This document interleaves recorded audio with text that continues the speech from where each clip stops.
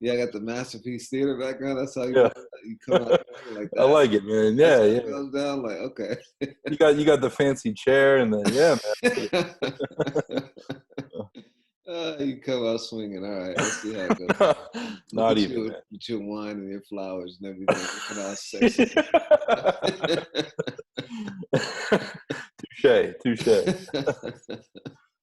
All right, well, on that note, let's kick it off, man. How you doing, man? I'm doing well. How are you? I'm great, man. I'm welcoming everybody to What's the Headline?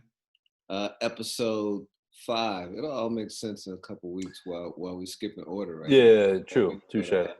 we got a little something special coming up next week, so I hope everybody tunes in to see what we got. We got a nice conversation that we're gonna have with someone very, very special in hip hop.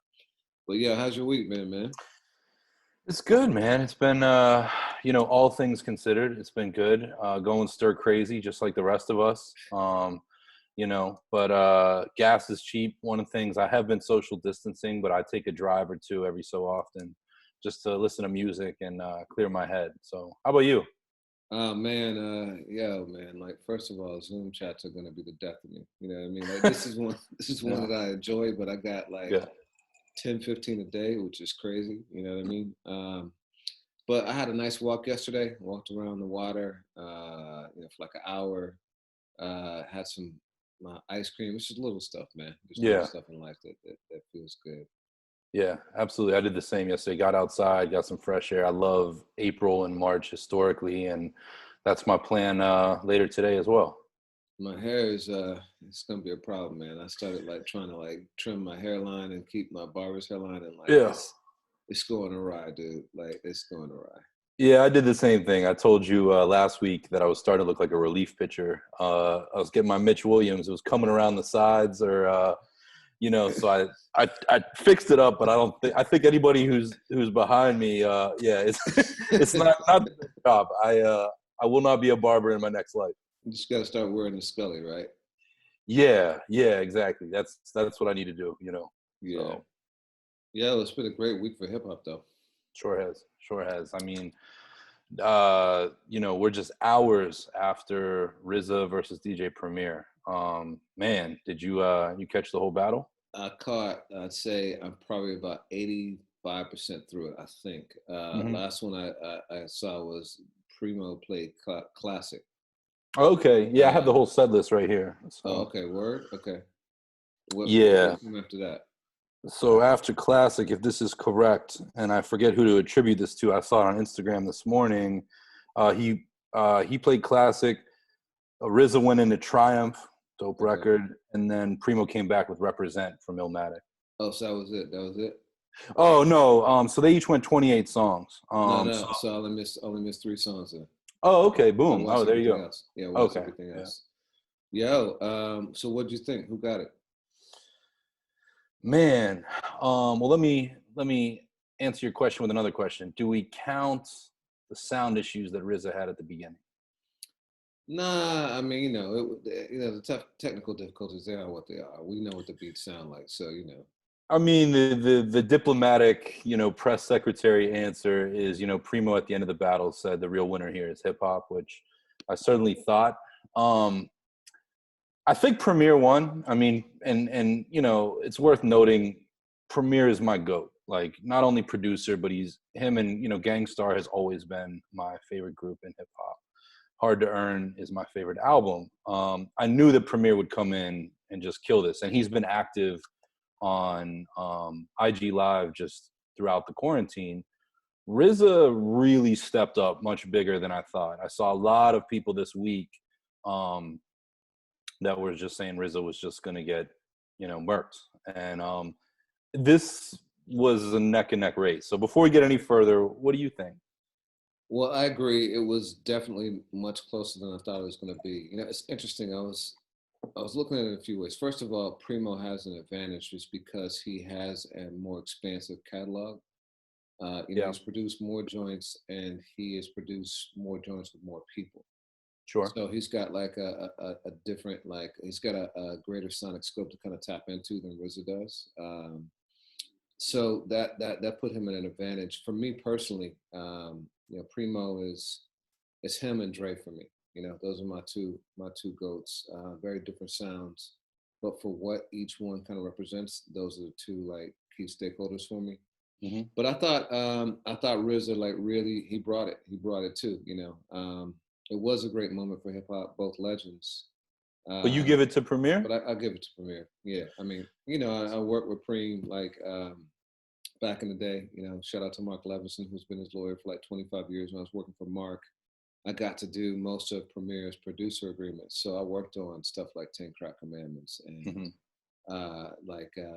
the Jay-Z intro, Probably Nas is like too, right? Nas is like, I did that too. Yeah. I Which is did a record he didn't play. I did the KRS joint, MC's Oh act no, like he they did. don't know. Yeah, yeah, yeah, yeah. I did him working with Rakim, a lot of stuff. It was cool. Yeah.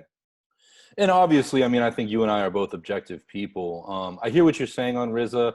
A battle's a battle, and obviously, this was a friendly battle. This was like a sound clash, like dance hall style of like record to record. But RZA has to stand on his catalog when he goes in, and obviously, the thing that RZA has to his advantage is more clout. I think at a mainstream level, like RZA is a face that my parents know. They don't know DJ Premier. They might know the Christina Aguilera record, which he did play, but RZA comes in with that recognition. And that being said, I mean, RZA really pulled from only like 10 albums, whereas Premier across 28 songs, probably over 20, over twice that. So I hear what you're saying on catalog, but RZA's record selection was really remarkable, I thought.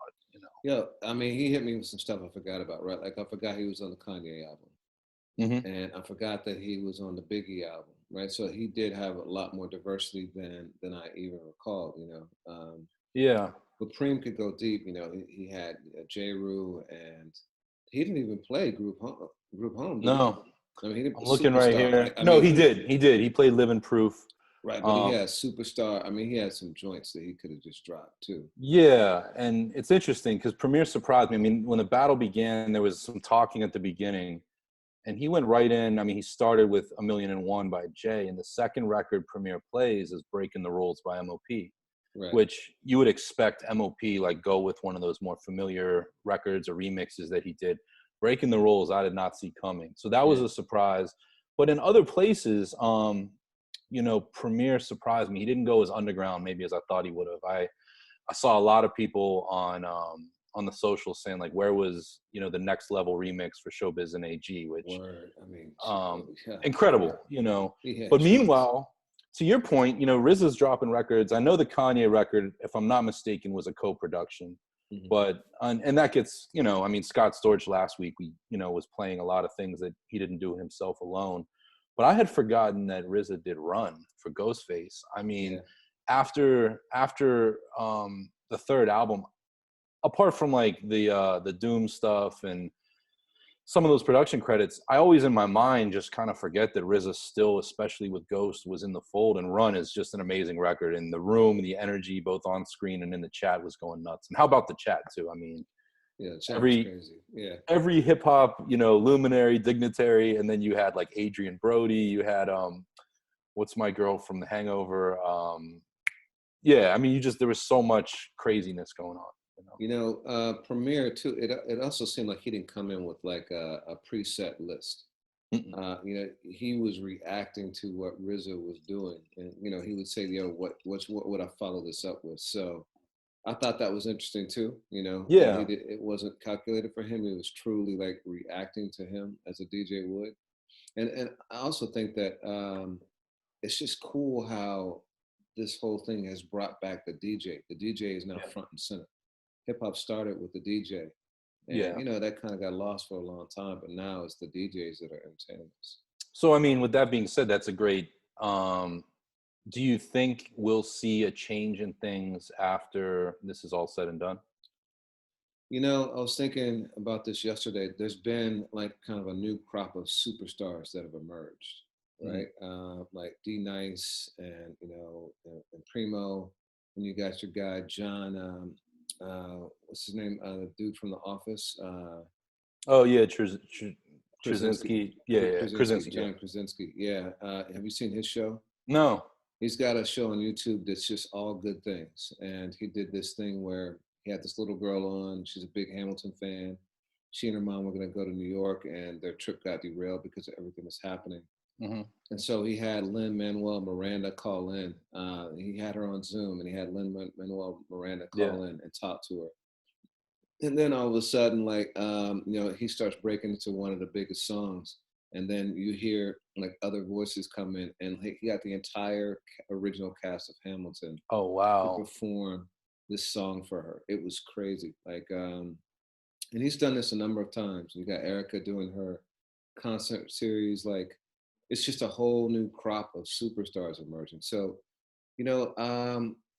I think we're going to live in once all this subsides. I think we're going to live in a blended world where it kind of goes back to normal, but all these people who've entertained us now and are really, I'm seeing Theo back there.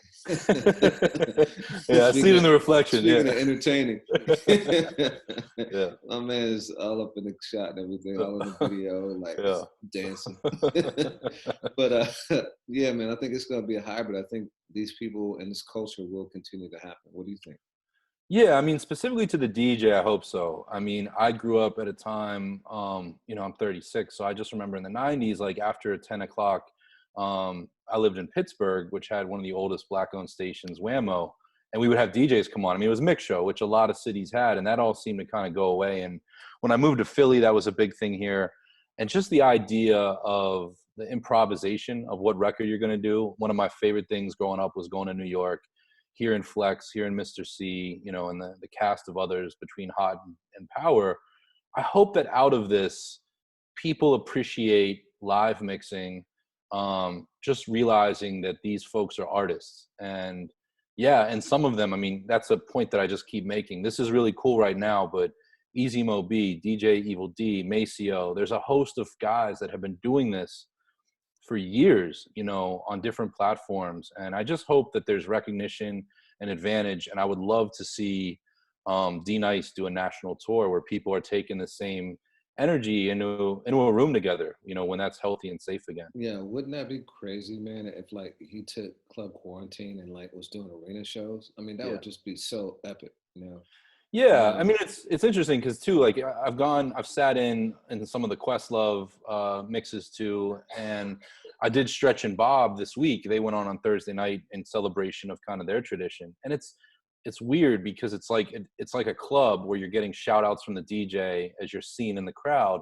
but it's also like a chat room where I'll see all these people that I know or people that I know of, and they're all greeting each other and catching up very publicly. It's definitely a silver in a land of gray right now. Yeah, that's an interesting thing too. Like, I'm watching Questlove's Q-Tip tribute. Did you catch any of that? I did not.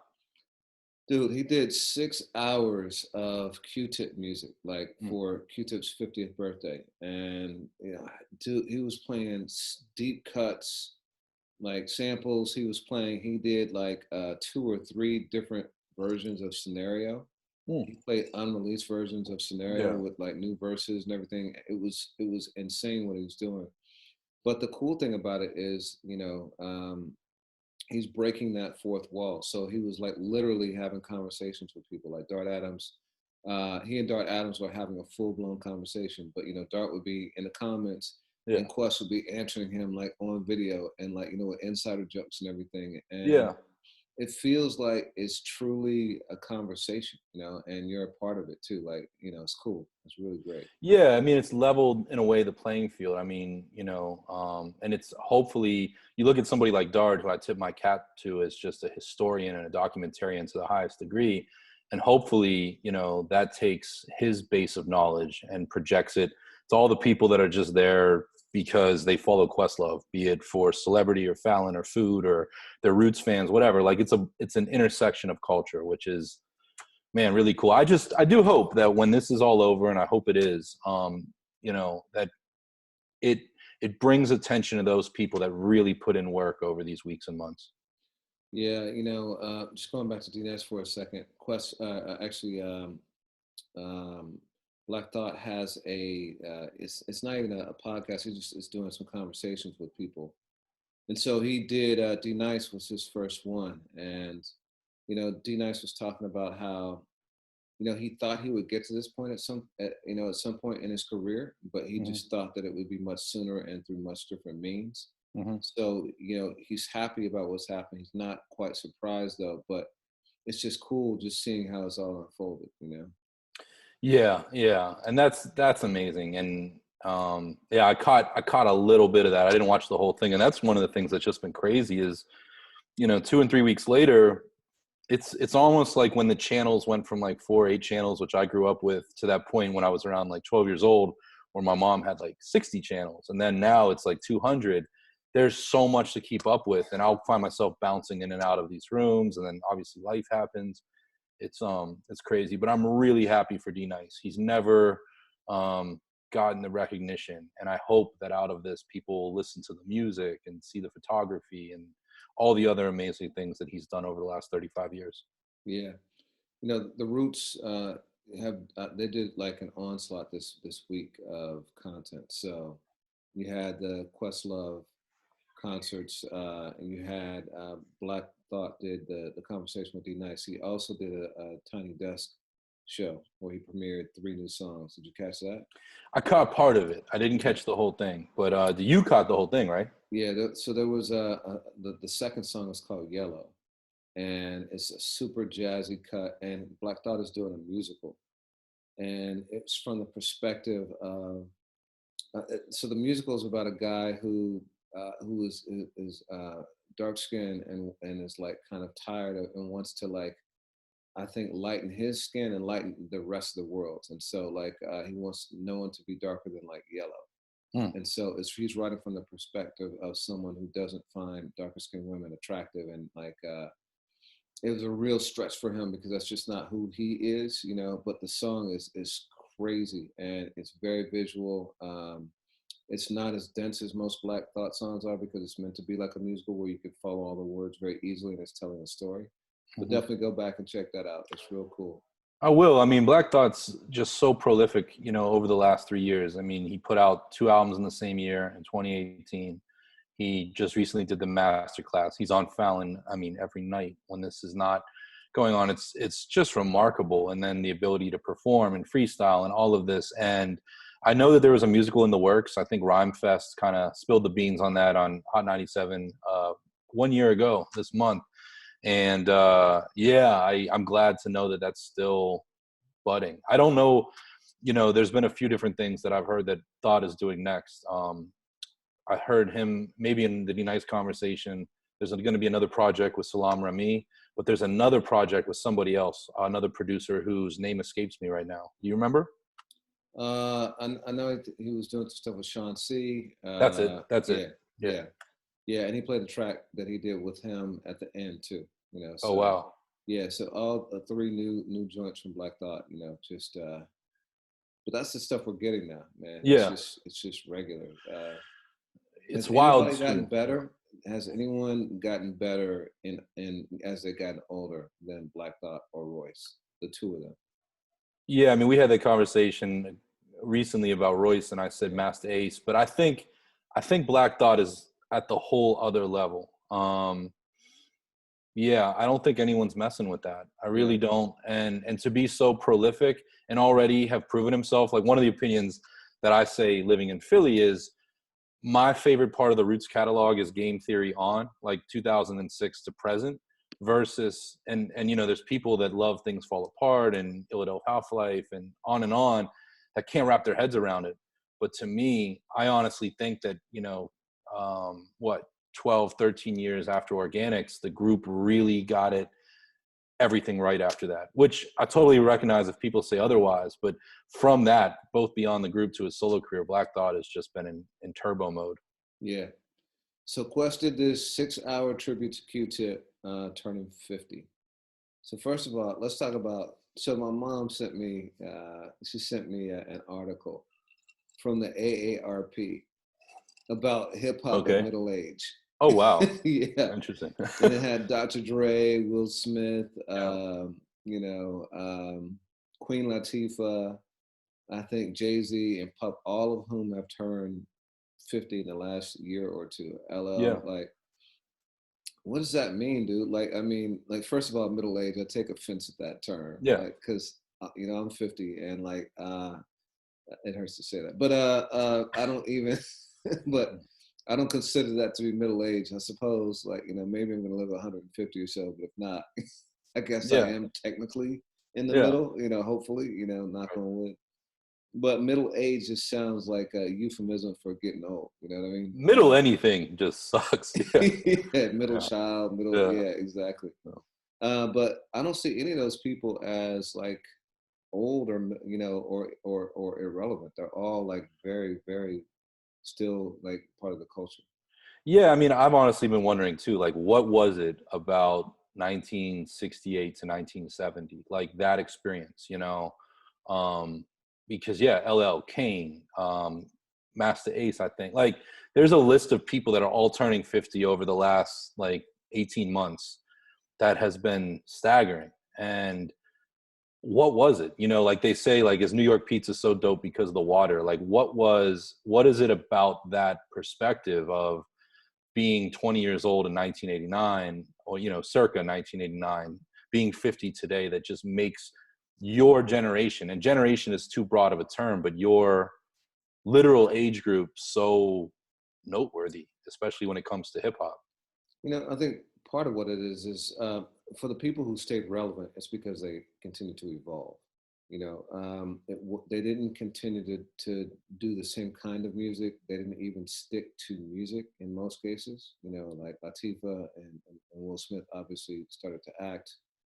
Jay and Puff became moguls and evolved that way. Uh, you know, um, you know, Q-Tip has been like a Renaissance man and done everything. You know, the production, the features, like executive producer and stuff like that. I think that's probably the key to staying relevant and to even staying young in some ways. I think if you continue just to do the one thing that got you there. I mean, LL has been a mogul too, moved to TV and like behind the scenes, all the stuff he's doing with Rock the Bells. Like, I think that's critical to the longevity and staying fresh and seeming like you're still kind of hip. And So you had this idea years ago that I wrote the article kind of with your direction, that was like 1984, the watershed year of hip hop. mm, So your age group was circa 14 to 16 years old in 1984, which is such an inflection point for hip hop. I mean, you got to see Crush Groove in the theaters in high school. You were there at a adolescent age as Run DMC is taking flight, and you're then at a high school graduation, early college, as you've got your KRS, your Rakim, your Kane. Like, that's so interesting that you're growing fundamentally at a time when hip hop is, and you're the same. Yeah, I mean, it's just, it all kind of falls together of like life and art both getting advanced and more technical in tandem. I don't know. yeah, everything changed in 1984. I mean, before that, you had Houdini, you had Curtis Blow, you had Grandmaster Flash, Melly Mel. Melly Mel was my first favorite rapper. You Mhm. know, from the Message to like you know World War III and you know, Step Up, everything. But what happened in '84, and you even had Houdini, right? But Yeah. what happened in '84 is Run DMC's first album dropped. You know, the title out the eponymous album, and that just changed the sound of hip hop. It changed what it looked like because you know prior to that, guys were wearing leather and like you know looking like R&B singers and stuff like that, suits and all that stuff. Run DMC was very unapologetic and very much you know what I'm wearing on the street is what I'm going to walk Mhm. onto the stage with, and it changed the attitude of a generation. It was almost like what punk rock did for people who liked it during that era. And so, yeah, then LL came out. He was the first bona fide hip hop superstar as a solo artist, and you know, Crush Group, all that. So, yeah, I mean, 1987, I'm walking in, and like, you know, I came in the door, like I said it Yeah. before, At like, a time when you're becoming a man, like at a yeah, time when you're an adult, you know? yeah, you walk in and you got your swagger, your chest is out, like your head is up, like, I mean, it just felt different, you know. So, yeah, And yeah. '84 set that whole thing off, set that whole thing off. it's crazy. I mean, a lot of the names that you mentioned just transcend age. And to your point a moment ago, like the fact that Q-Tip turned 50 or anyone else that we've talked about, I think it's really cool. And I think we should stop and celebrate them because hip hop is big on birthdays and historically astrology too. But Q-Tip is ageless to me. Yeah. And, it's just remarkable that you're giving flowers and celebration to somebody who's very active, especially even in the last 5 years, what Tip has done. So let's talk about his impact on hip hop. I mean, yeah, it's so much deeper than. First of all, Tribe is like one of the most influential groups Mm-hmm. of all time of any genre. I mean, they've spawned so many people from that whole native tongues, like linear tree.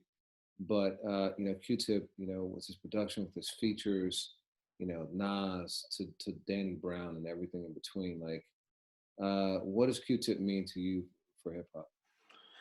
I mean, Q-Tip is just the epitome of to know your future is to know your past. I mean, one of the things that I love about Q-Tip is he's always taken culture that he holds in high regard with him.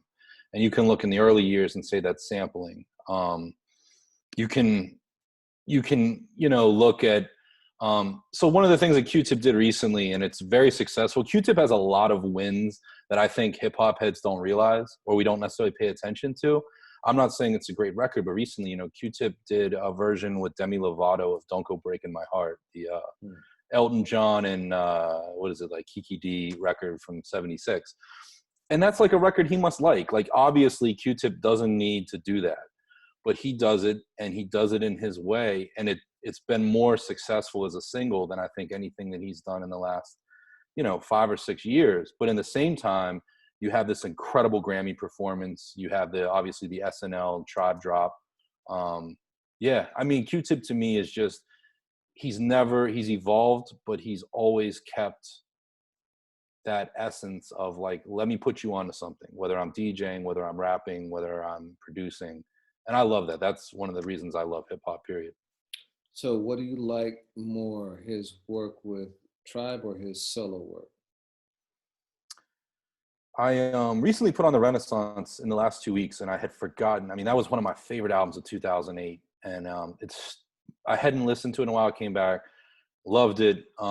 Even loved the Kamal record that came out later, the Abstract. But obviously, I mean, the answer is Tribe. Tribe is just that discovering that music and living. So I remember buying Beats, Rhymes, and Life the week it came out on cassette tape, but I had obviously missed the first 3 albums.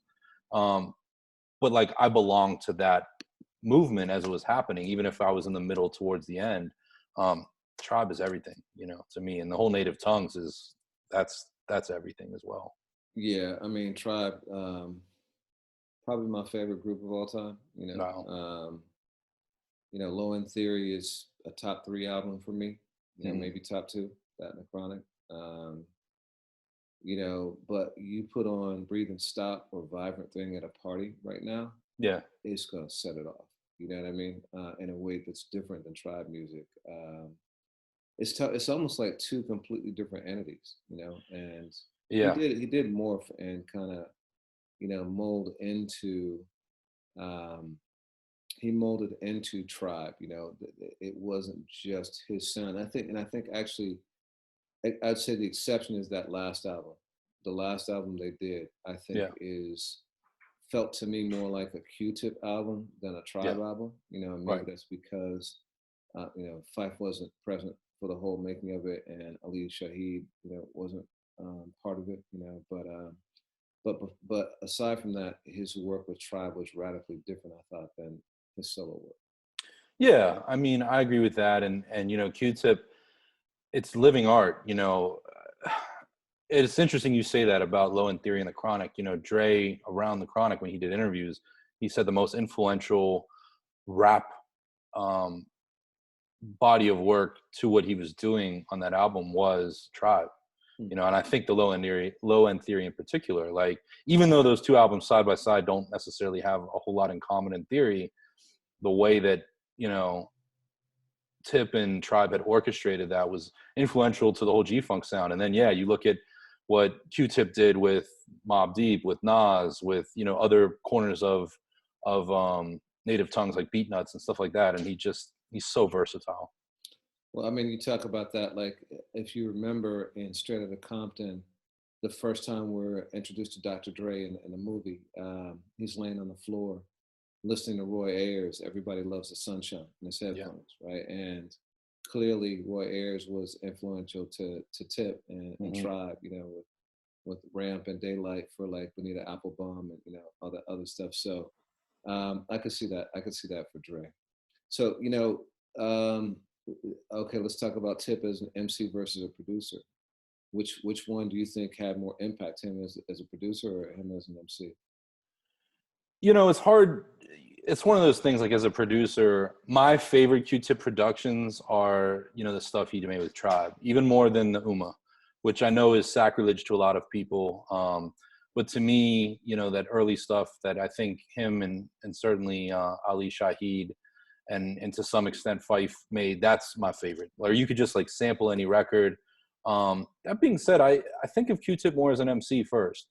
And he's made some great production. I got really, really loved what he did with Danny Brown last year. But yeah, Tip to me is an MC, but one of the best double threats that does not get enough credit as a double threat. What about you? You know, I don't think that he gets enough credit as a producer. You know, when we did GOAT Producer, he came in at like top 10 or so, right? Like I number believe 7 so. or something like Yeah. that. You know, I mean, well, first of all, it's hard. It's blurry with all the Tribe stuff because you just never know who did what. Yeah. You know, same thing with the But you know, when you start to think about stuff like what he did for Mobb Deep with, you know, Temperatures Rising and, you know, One Love with like Nas, like those are just classic, timeless records. You know, Yeah. and you know, I think his production work stands. It's not as extensive as, you know, Caprimo or Pete Rock or RZA or Kanye or something like that, but I think that his records, you know, stand with some of their greatest records. Absolutely. And he's never, one of the things that I think he deserves a lot of credit for is One Love on its own sounds like a Q-Tip record. I mean, just I think those are vibraphones and just that whole jazzy feeling, but it really obviously works within, you know, Illmatic, which had all of these different hands.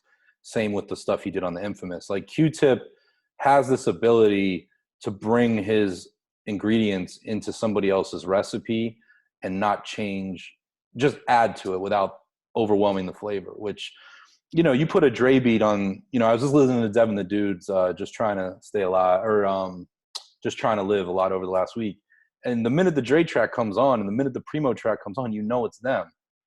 And they're great songs, but when Q-Tip produces, it just adds to the album. It adds to the moment without being like, oh, this is Q-Tip. So it's kind of like Rick Rubin, right? In his later yeah. years, Rick Rubin, by design, goes in and enhances. He brings out the artist, you know, what the artist has within them, rather than like imposing his sound on them. Yeah, I get that. So, well, first of all, who are some of your favorite producers? Premier is, you know, high and above. Yeah. Certainly Dre. Love Prince Paul. And Prince Paul, to me, I was thinking about this last night with RZA. So apart from Prince Paul with the first 3 De La albums, I think what RZA did on the first Wu album, and I'm not just trying to pontificate, I think it's the greatest single album production by one person. Because if I'm not mistaken, like Mathematics and True Master, all production credit on that album goes to RZA, and I haven't heard any of that, you know, really debated, which was amazing because he played half the album in the battle. But yeah, I mean, I think what RZA alone did between like 93 and 2000 deserves in there. And Large Professor is another one. And then I'm going to give it up because they just don't get enough shout out is Marley, of course. And, you know, Larry Smith, you know, who did Houdini and Fat Boys, and first as a musician, but later as a producer. Deserves big credit. Larry Smith was ill, man. I love that Fat Boy. Like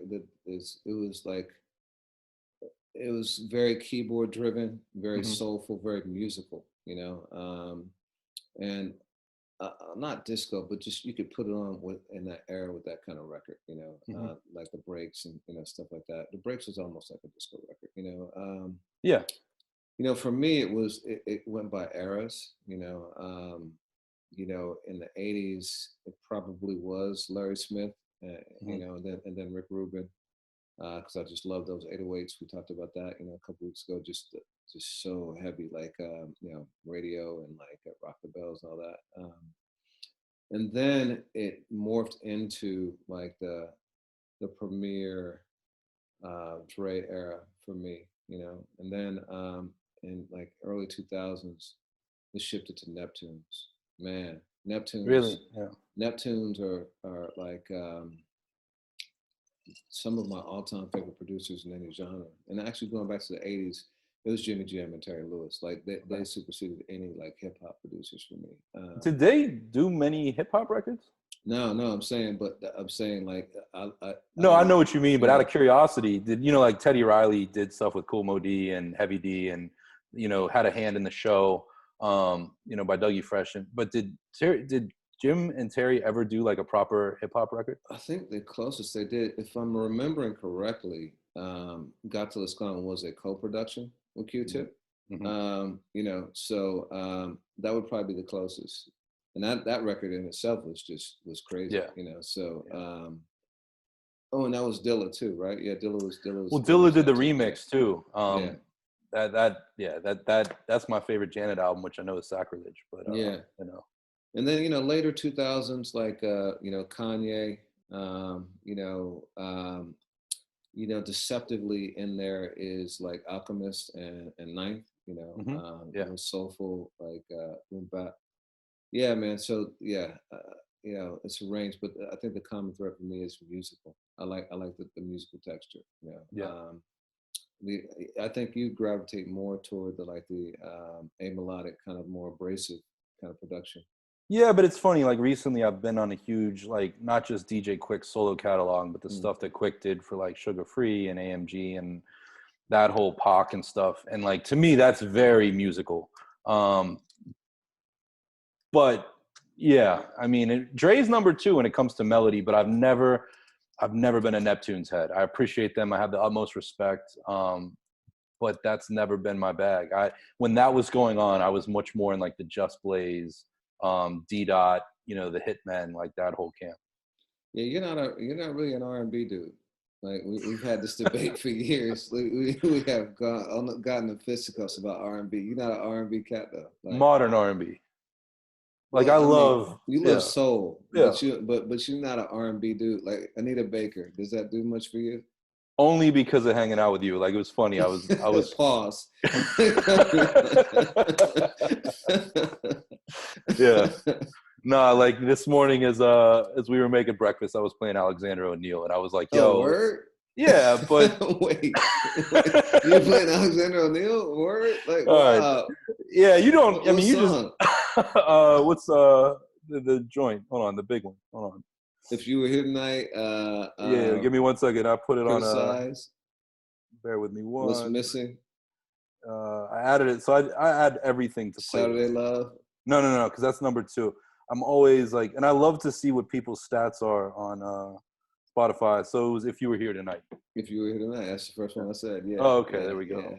Yeah. Entry level. Wow. I'm not I know what you were doing this morning. I know what you. Yeah. I'm not as basic as you pay me out to be. Okay. Alexander O'Neal. That's shocking. That's quite shocking. All right. Well, so back to hip hop. Wait. Back to Q-Tip. Let me ask you this question, because you mentioned features, and more than anybody, I mean, Q-Tip, he has work with everybody across the board. Do you have a favorite off the beaten path? It could be a feature verse or a rarity like Q-Tip. Let's say verse. Yeah, I mean, "Got Till It's Gone" is like one of my favorite songs ever. Like, I thought he just killed that. Like, and the way he approached the rhyme, like, it's just, that's one of my favorite Q-Tip joints. How about you? Yeah. So he did this joint with Large Professor called "In the Sun," and it was on Large Professor's First Class album, which did not get enough love. And it's just like it's a simplistic rhyme scheme, but it is so deep. And those two guys that have just such distinct cadences and, you know, deliveries. Oh man, that's a sleeper. Mm. Would you say that he is the best producer MC? That's a really good question. Definitely. I mean, of that era, we're not saying like J. Cole, or are we? Yeah. I mean, let's go through it. Like, who's in that conversation? I mean, if you just want to talk impact, which Q-Tip absolutely deserves on the impact level, you've got Kanye and J. Cole for sure. I'm not going to put Diddy or Dre in that conversation just because that gets a little bit gray. Yeah. What about DJ Quick? I mean, and then there's that. And then there's this other conversation where I'm like, yo, Lord Finesse, Large Professor, Diamond D. Man, Pete Rock. Yeah, I mean, I love Pete. Havoc. You know, it gets tricky. Gets really tricky. I absolutely, and I'm not trying to duck, but I think that he definitely is in the top 3 all day long on either side of that coin. Whether you want to go now? Royce jumped in there. I mean, the production, the allegory, I'm trying to think, is that? Yeah, I mean, because you said J Electronica is probably your favorite album of the year so far with the allegory. Mm-hmm. I can't think of an album that's been better produced this year than the allegory, and I know it's only April, but even in the last year, I like Royce's production on the allegory as much as I like what Madlib did on Bandana, which is wow, that's crazy. Strong words. Yeah, that's strong words. Yeah. What about Big Crit?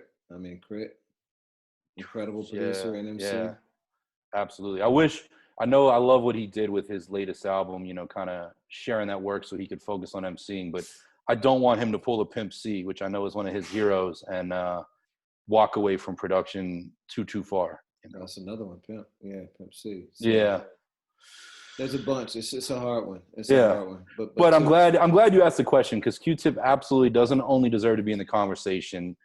He is a formidable answer to that question. Mm-hmm. Mm-hmm. And so you said Dr. Dre, you wouldn't include in that. But Dre has got the Chronic is coming out on the digital service providers on 420 appropriately. You know, what's left? What's left besides that? You mean that we need to get on the DSPs? Yeah. You know, I mean, it's funny. There's a whole host of, as we talk about, you know, Larry Smith, there's a whole host, obviously, of like dope 12-inch, you know, hip hop that never made it to album format throughout the 80s. I hope that makes its way. But for me, I'd like to see a lot of the Rap-A-Lot catalog, a lot of the Priority Records catalog. So, you know, the stuff that Rap-A-Lot put out, like, you know, in the late 80s, early 90s is great. Priority, they get slept on, man. They put out so much amazing stuff. And it's low key been making its way. And also the big one is Def Jux, which. So what Priority stuff is missing? Stuff like, don't quote me because it could be on now, but like 415, which is Richie Rich's original group. What was the other thing? So Low Profile, Dub C's original group, that is now online. The other day I was looking for, do you remember Threat? He worked with like Tupac and DJ Pooh. Yeah. Or his name. Yeah. So he has this album called Sick in the Head. That is a sleeper from 93. Yeah. But I think that came out on East West. But there's some weird things like that that haven't made their way online. Nothing. I mean, De La is the huge answer. And I did see their Instagram account said that they were back in talks with Tommy Boy and making inroads. So I look forward to the day, even though I own all the albums, when you know, I can be somewhere and, you know, play any of those first 6 or 7 albums. Yeah, man, I made a playlist recently and I put Patty Duke on it, and you know, I had to go to YouTube to do it because it's not on the DSPs. And I know that's that's your favorite De La album, right? It's up there. I go back and forth between Balloon and De La Soul is Dead. And yeah, I love that. And Def Jux I've been looking for a lot lately. And LP has said he's gonna slowly but surely re-add those projects. And you look at it, guys like A$AP Rock and Mr. Lift, like major chunks of their catalog are missing, or they put it up themselves, like Murs did with Murs and 9th 316, which, you know, great album. Yeah, you know, LP is another producer, MC, who's great. Hmm. You know, uh, And LP is somebody else that has, 25 years into his career, 20, 25, arguably gotten way better at both, and certainly gotten his flowers with Run the Jewels. I love both Company Flow and LP solo stuff. But yeah, it's great to see him as much as Mike, winning right now.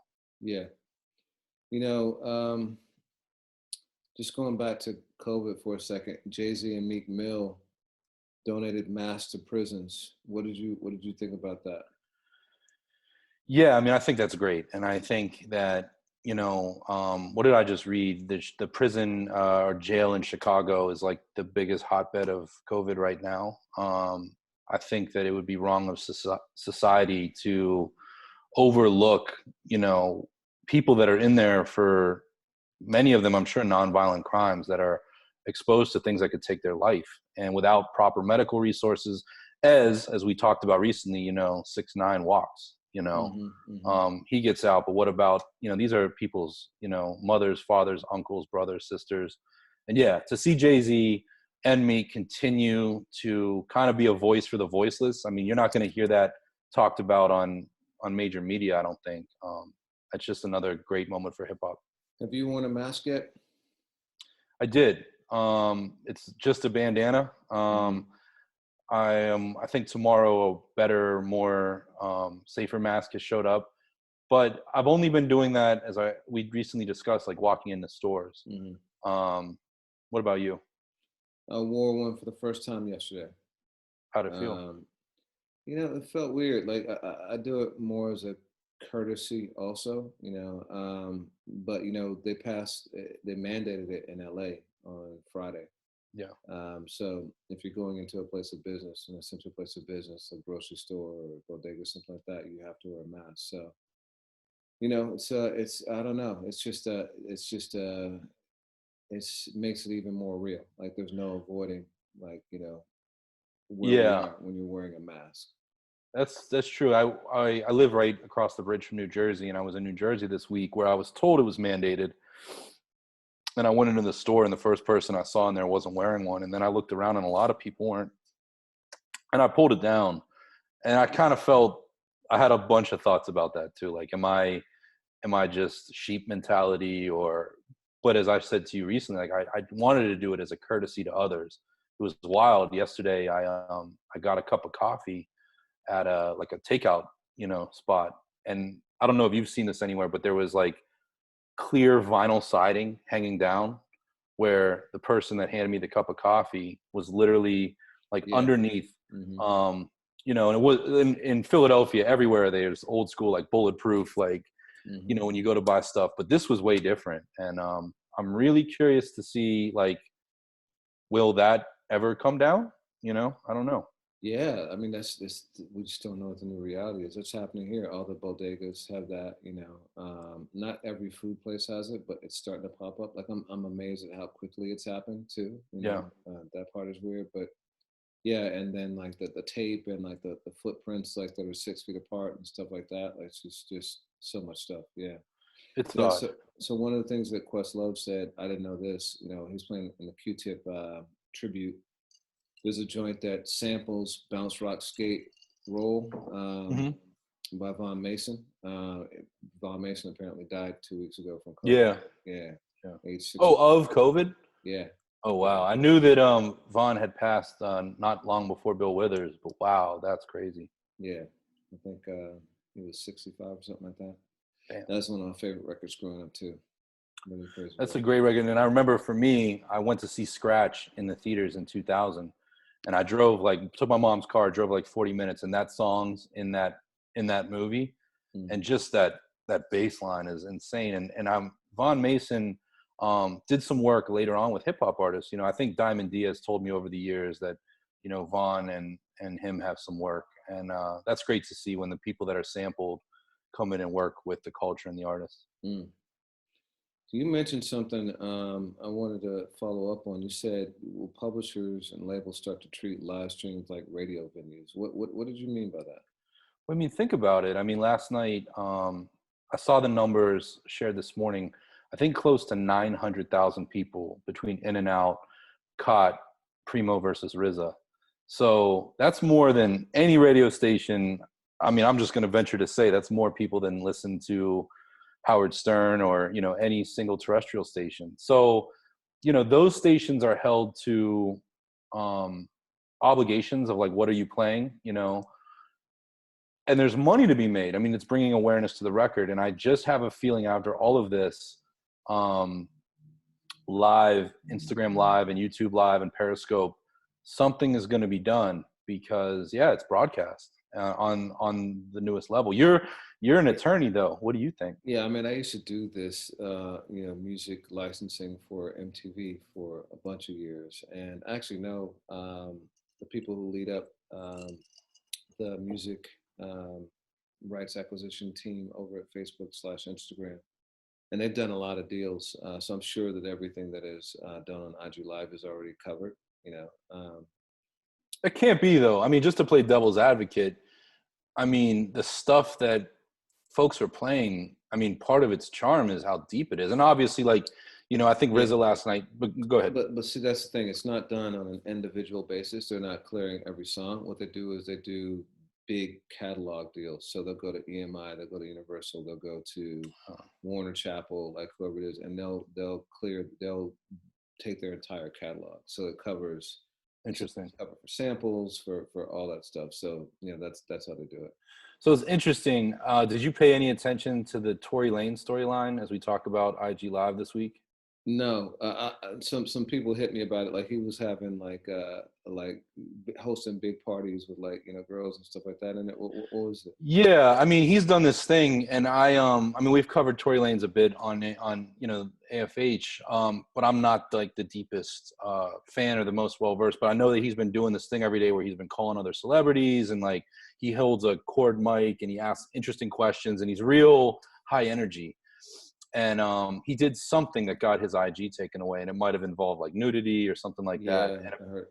And I've heard of others that have done that because everyone's, you know, pushing the boundaries on this. But he apparently got his account restored. They were going to take it away for like 7 or 10 days. He gave an advance listen or copy of his upcoming project. Are you drinking that Kool-Aid? He gave them an advance copy of his album, and that's how he got his IG restored back. his account, like made them feel like, yo, all right, I messed up, I won't do it again, and just for the trouble, here's, you know, by the way, this is what I'm gonna put out next Friday. So you're basically saying that like people at Facebook are such huge Tory Lanez fans that like he was able to. Hey man, listen, I'm not saying that. Is that what you're saying? Hey. is that what you're implying? Like, hey, I mean, that's what I read. I'm just saying, do you believe that that's true? I think that you know, we had a conversation about Public Enemy recently. Yeah. I think that Tory Lanez is a genius at like generating publicity for himself. I'll say that. Okay, that's cool. Yeah. Speaking of unreleased music, I got. Oh, by the way, sorry, I had heard that he had 250,000 simultaneous people watching his stream. Damn. Which is insane. Yeah. I mean, though, last night it got the highest I remember it looked was like right at like 197, 98. I don't know if it ever got past 2 last night. RZA. Yeah. I think it got up to what 198, 199, 200, which was amazing to see. Yeah. You know, on the subject of new music, you know, it's rare these days that, you know, for years and years I got early listens of everything, you know, just and maybe you did too, but like I remember having late registration for 2 or 3 weeks before it came out, a host of like Doom projects. I had Stankonia early, not from like bootlegging, but back when the labels used to send these advances. And now that doesn't change. I feel like the labels are keeping up with the artists, but I did get a listen of an anticipated album from R.A. the Rugged Man. And it's really cool. R.A. has a cult following, as we both know. And it's great because I think that this is his most, I think he's put out some of his best songs on this new album. And none of them are the singles, you know, that people have gotten to hear yet. He's got some amazing features on there. One with Chuck D that is, you know, we were talking about Chuck last week. Dope record. And that comes out this week. It comes out on Friday. So I'm excited for that. RA is a soldier in hip hop that's been putting in, years and years of work. And people love his first two albums, but I hope that this one is gets him a groundswell of love. Yeah, you said there was also one with Ghostface, Master Killer, Cool G Rap, Yeah. right? And Yeah. How was that record? I like that. I mean, I like that one a lot. There have been a host of like really interesting collaborations over the years with like G-Rap and members of like G-Rap was on, what was it, like the 36 Seasons album with Ghost, and there's been AZ, different stuff. It's one of those records where everybody steps up. He's got a really cool joint with Afro, which, as we talk about artists helping out other artists, like Afro and RA have very similar, lyrical style, that fast rap and, real syncopated flow, and Jazzy Jeff's doing scratches on it. It's just a really cool record. And then there's another joint on there that I really like called Ed Koch's New York, which, I've never lived in New York, but for people that like that, grimy New York underbelly, like company flow, nonfiction, that sort of feel. You love that. That's your favorite. You love that light side of New York, right? Yeah, I mean, I just love the underbelly. And RA, I mean, that's what he stands for, both in film and like music and all of that. And that's a standout. So, I'll be curious to see what others think, but it drops, I believe, on Friday. So you mentioned Stretch and Bobbito, right? Did you tune into that? I did. I really enjoyed it. It just, so last night, obviously, RZA had about 20 minutes where he was figuring out his sound. And it was really funny. I mean, I don't sit there on IG Live and expect perfection. You and I on these Zoom calls have, we've experienced like the "Can you hear me now?" effect. Yeah. So Stretch and Bob get on. Stretch comes on playing records. Bob's a few minutes late, and Bob had just put one of his children to bed, or his child to bed, I don't know. And he wanted to keep the volume low so he didn't wake up the kid in the next room. And I just thought that was like an interesting look at humanity. But they were playing some like rare demos and alternate versions, and what I really liked is just watching them goof around together. I love the documentary. You and I talked about that recently, but I wasn't living in New York, so I wasn't tuning in on Thursday nights, to get to hear the prank calls and the clowning on each other. So just watching these successful men, presumably in their, 40s or 50s now, doing that, I was entertained. Have you heard any? I know you weren't. I don't think you were old enough to like experience, real time like the WKCR shows that they had. No. So, but have you heard any like on YouTube or anything like that? Oh yeah, yeah. So and did it feel like that? Did it? Yeah, but like a little bit more grown up. I mean, they were just laughing, and I realized like, Stretch in particular is just such a funny showman. I know Bob is like, very charismatic on radio, but it was his room. Like he was kind of the foil of like, yo, I'm going to put the phone right by the speaker. And Stretch was making fun of him for like all of his like esoteric nerdery of like, yo, I'm going to play this one break with the drums different. And it was just really fun to see. And again, just the chat room was nuts. You had Dante Ross going in there, Monica Lynch, just everybody from that like 90s scene, just having fun. And it felt like, it felt like a virtual party. Do you remember what the high number was on that for like simultaneous viewers? It was up there, not to the magnitude of, but I want to say it was like low five figures. I could be mistaken. Yeah. It's been social too, man. Like so it feels social, like seeing all those people in there. You feel like you're part of a community. But I know I've had a lot of friends too that I've been watching this stuff with, and we've been hitting each other. So it's cool, man. Like there's some really positive things that have come out of this.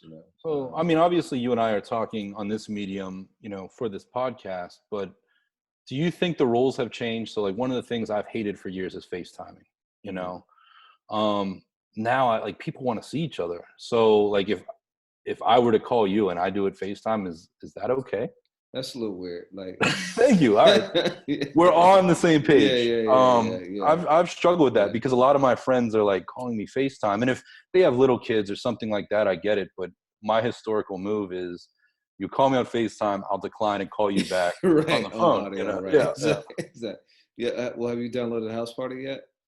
No, I haven't yet. I haven't necessarily had a reason to yet. But what about you? Yeah, I downloaded it, and I think it probably makes it acceptable. It's kind of like you and I, what we used to say about emojis. You know what I mean? Yeah. I think it's like I think it's the gateway drug to FaceTiming, basically. Okay. All right. Someday I'll get into FaceTime. I mean, and that's the thing too, is like to hold the phone. Everyone makes fun of this, but like you're holding it and you get like all of this stuff. And Yeah, man, yeah. it makes you like the minute I get off the phone, I want to take my life. You know? Yeah, or just Dramamine, right? Like, exactly.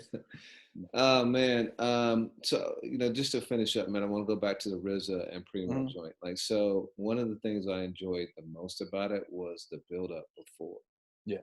It felt like a Floyd Mayweather fight, where people were excited about it. You had commentary, like you said, you had the people already like weighing in, like on like who's gonna get murked and all that other stuff. Yeah. The anticipation. It was just a great moment for hip hop, man. And shout out to Swiss Beats for putting these things together. They've been really amazing. Yeah. I like it. To me, it's hard to imagine, like, as long as Dr. Dre stays at home, it's hard to imagine anything from a hip hop perspective better than this. We've had a bunch of great undercards. My hope is that, you and I talked a lot about like D-Nice copycats. Let this one breathe, Mm. before you have B, C, and D list producers coming in. I might sound like a hater, but you know I want this one to be special, and I want it to be one of those things that, how did hip hop survive the quarantine? You had D Nice, you had Questlove and Black Thought, and you had this, and a host of other cool things, but don't run it into the ground, please, other people. Well, I mean, after this, like, who would you want to see? Is there any, like, would you want to see Kanye versus Dre? Like, I mean, like, Just Blaze versus Ye, like, Neptunes versus Timberland. Just Blaze versus Ye would be amazing. And I put Just on that level. And those two guys, I mean, for years, people didn't know who was doing what on some of those albums. They had to look at the credits because their sounds were in the same wheelhouse. Yeah, I mean, I don't know who Dre takes on. I mean, in a way, like it's always kind of in my mind the hip hop heads debate is Premier. But yeah, and if that happens, I think it has to look a little different, the battle. Like, Dre just can't sit there and play records because Yeah, I don't know. yeah. All right, man. So to close it out, I know this is typically your thing, but I'm gonna ask you first. What's your song of the week? Man, that's a really good question. What have I been playing? I mentioned Quick. There's a record by Sugar Free that I cannot stop playing called Thinking. It has a video. Cat Williams is in the video well before any of the stuff that he did with the Friday franchise. Came out early 2000s, and Quick produced it, and it's Sugar Free, so the content's a little, you get what you expect, but it is such a good record. And one thing I'll say is Sugar Free and Quick had something really special together. Just that interplay. Sugar Free is a phenomenal rapper that does not get enough credit. So I can't stop playing that. What about you? For me, like, Quest hit me yesterday with a couple of joints, man. The scenario stuff just cracked my cranium. And then he played a remix of Saturdays by De La Soul Mm-hmm. that either I forgot or I've never heard in my life. But like, it had Drez on it and completely new verses, and the beat was different, and that was just such a joint, man. So yeah, it made my day. That whole set was like just, I loved it. So yeah. Yeah, that's dope. I'm gonna see if I can. Because the Roots and Quest, they've been really diligent about documenting this stuff. I hope that somebody out there is recording that. Whether bootleg or not, we can come back to this in a few weeks and months and years. I'm gonna look for that Q-Tip Questlove, set. Yeah, it's on YouTube. So Okay. yeah, no doubt. All right, man. So yeah, next week we got a special treat for everybody. But yeah, always good chopping it up, man. Likewise, man. Stay Yeah. healthy. All right, you too. All right. Later.